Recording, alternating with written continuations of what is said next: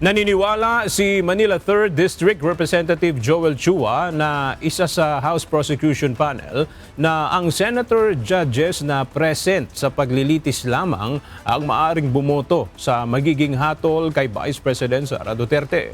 Ito ay matapos igiit ni Senator Jinggoy Estrada na hanggat walang pinal na desisyon sa mga kaso laban sa kanya, walang batayan ang mga pahayag na inalisan na siya ng kapangyarihang isagawa ang kanyang constitutional duties gaya ng pagiging senator judge sa papalapit na impeachment trial. Ayon naman kay Chua, hindi magiging patas para sa dalawang kampo kung wala sa paglilitis kay Vice President Sara Duterte ang sinumang senator judge, subalit makakaboto pa rin sa paghatol.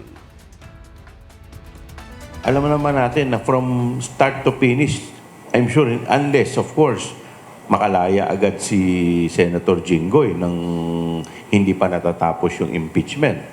But ano naman yung paano naman magiging fair yun on the part of defense at saka sa amin kung buong trial hindi naman niya nasaksihan, hindi siya nakapag-participate, wala siya doon, tapos hihingi ng boto niya. So ano naman na paano nagkaroon ng fair justice doon sa ganung sitwasyon?